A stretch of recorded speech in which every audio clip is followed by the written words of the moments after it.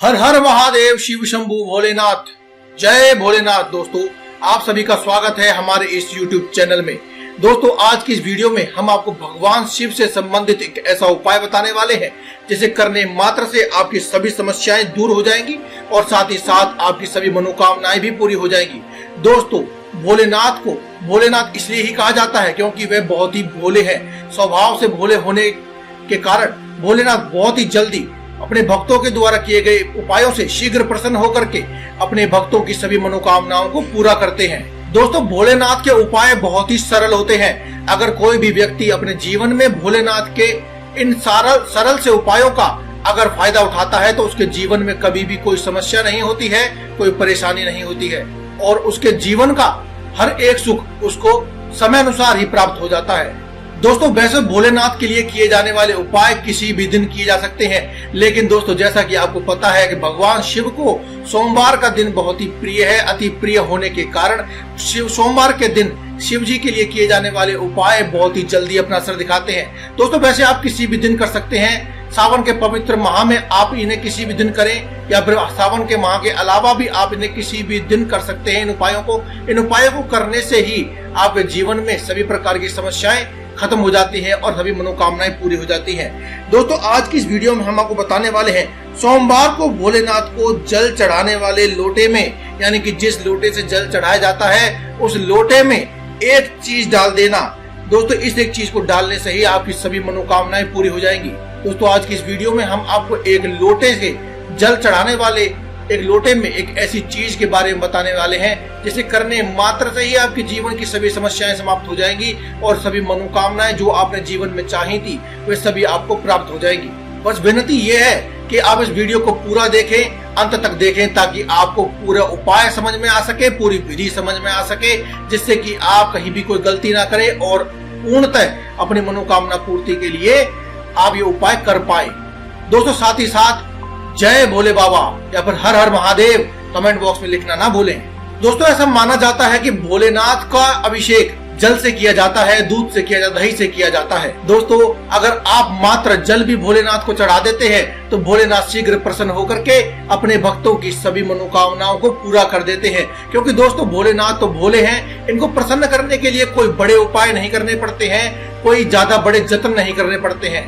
दोस्तों, भोलेनाथ को जल क्यों चढ़ाते हैं यह तो परंपरागत आप सभी जानते ही हैं। दोस्तों, समुद्र मंथन के समय अमृत निकलने से पहले विष निकला था और इस विष को पीने की हिम्मत किसी में भी नहीं थी। ऐसे में भगवान भोलेनाथ ने ही इस विष को अपने कंठ में धारण किया था, लेकिन कंठ में धारण करने से भोलेनाथ के शरीर में बहुत ज्यादा गर्मी हो गई।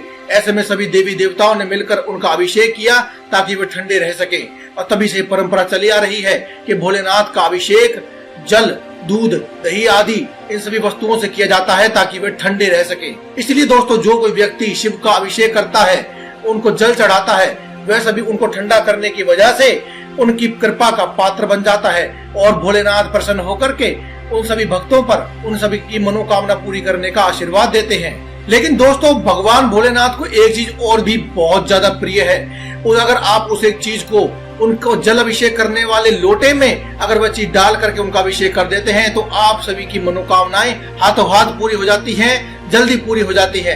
तो दोस्तों, वह क्या चीज है जिसे डालने से आपकी मनोकामनाएं जल्दी पूरी हो सकती है? दोस्तों, वह चीज है भस्म। जी हाँ दोस्तों, आपने भोलेनाथ की बारात का तो जिक्र सुना ही होगा, जिसमें हर कोई व्यक्ति, हर कोई बाराती भस्म रमाए हुए उनके बारात में शामिल हुआ था। इसीलिए दोस्तों, भोलेनाथ को जल चढ़ाने वाले लोटे में अगर आप थोड़ी भस्म डाल देंगे तो दोस्तों समझ लीजिए कि आपकी मनोकामनाएं हाथों हाथ पूरी हो जाएंगी, जल्दी पूरी हो जाएंगी।